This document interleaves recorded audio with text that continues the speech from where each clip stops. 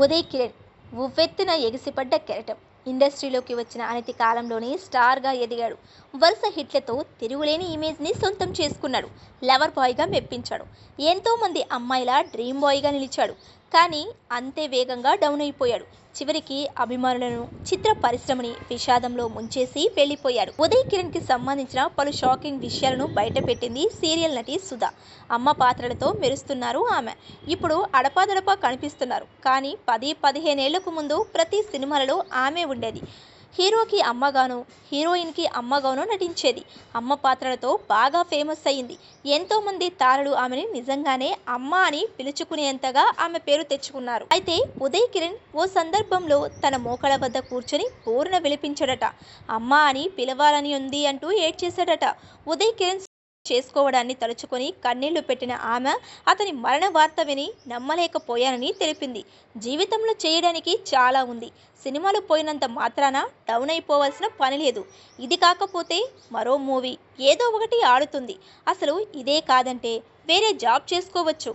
కానీ ఎందుకు చేసుకున్నట్లు?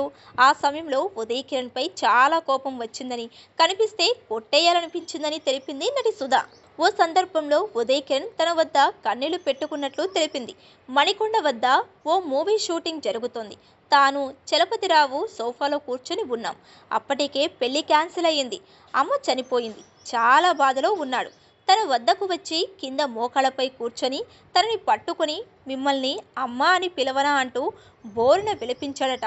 ఆ సమయంలో అలా ఏడ్చాడంటే లోపల ఎంత బాధ ఉండి ఉంటుంది, ఎంత స్ట్రగుల్ అయ్యాడో అర్థమవుతుంది. ఆ సమయంలో ఆయన చుట్టూ ఏదో నడుస్తుంది. దీంతో ఆ టైంలో తాను చేసింది కరెక్టేనేమో అనిపిస్తుంది. తాను పోయానో అంతా తనతో పోతుంది.